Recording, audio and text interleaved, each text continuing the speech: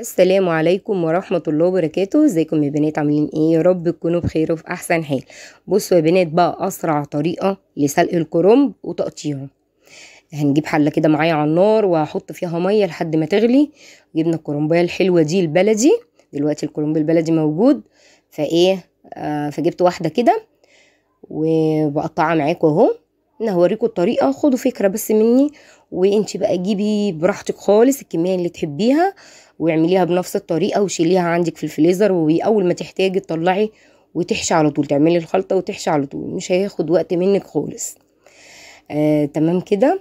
انا جبت كده زي ما قلت لكم الحله وحطيتها اهي الميه بتغلي، وقطعت كده كام ورقه كده من على الوش وفضيتها من عند الراس كده الكرنبايه كده. الميه غليت معايا اهي، حطيت فيها معلقتين من الملح، وحطيت كمان معلقه من السكر عشان لو انت هتشيليه في الفريزر كماده حافظه، السكر ماده حافظه، وحطيت معلقه من الكمون اهو يا بنات. قلبته كده كويس قوي، وحطيت الكرنبايه بتاعتي بقى على وشها كده. حطيها الاول على وشها يا دوب تستوي كده اهو، لونها بصوا اتغير ازاي. نقلبها بقى على الناحيه التانيه كده، وبرده اول ما لونها يتغير كده يا دوب، متستنيش عليه كتير عشان ما يتهريش منك. دي بقى تسحبي منه كده. بصوا سهله ازاي خالص، نسحب منه كده اهو يا بنات زي ما انتوا شايفين. الطريقه دي ما خدتش مني وقت خالص، وانا واقفه كده عملته على طول، حتى قطعت وانا واقفه. الاول كنت بقعد كده ولازم اقعد بقى واقطع وانا قاعده وكده، واخد وقت كبير قوي فيه. لا دي اسرع طريقه بقى. هكمل كله بقى بالطريقه دي.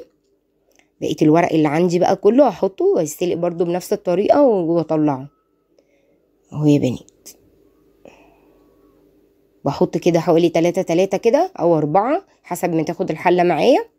بصوا بقى الورقه كده بالنص وهي مقفوله كده اهو، والعروق بتاعتها على الحرف كده زي ما انتوا شايفين.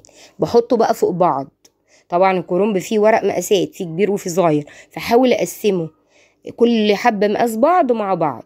حطيتهم وقطعت العروق بتاعتهم زي ما انتوا شفتوا كده، وبعدين قطعتهم بالطول. وتعالي نقطع بالعرض بقى على قد بقى الصباع زي ما انت بتحشي اهو. في ناس بتحبه كبير، في ناس بتحبه صغير، على قد ما انت بتحشي تحب الصباع يعني، وقطعها على قده. بصوا بسيط خالص وما خدش معايا وقت، وطلعت مرصوصه، مش لسه هقطع بقى ورص والكلام ده، لا هو مرصوص فوق بعض اهو.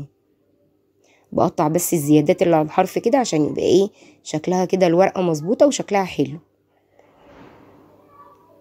اهو يا بنات. ودي القفله بتاعته من عند العروق برضو قطعتها. نبتدي نجيب تاني بقيه الورق اهو يا بنات، احطه على بعضه برضو زي ما قلت، المقاسات زي قد بعضها اهو. نقطع كده العروق كلها مره واحده اهي، شايفين؟ ما ترميش بقى العروق دي عشان هتحتاجيها وانت بتحشي. في ناس بتحب تحطها في تحت في الحله كده قبل ما تحشي الكرنب، يعني لما تشيلي في الفريزر كل كيس كده او كل طبق فوم كده تحطي عليه كام عروش يعني من العروش دي اهو يا بنات. بصوا سهل خالص ازاي، خدش معايا وقت خالص بجد. طريقه جميله جدا اهي يا بنات، خلصت معايا بكل سهوله. انت بقى جيبي الكميه اللي تحبيها واعملي بنفس الطريقه دي اهو. بصوا انا خليت حبه برضو عشان احطهم في الحله من تحت وانا بحشي. دي انا هحشيها بقى مش هشيلها. انت عايزه تشيليها بقى تحطيها في طبق فوم وتلفي وتشيلي اهو يا بنات.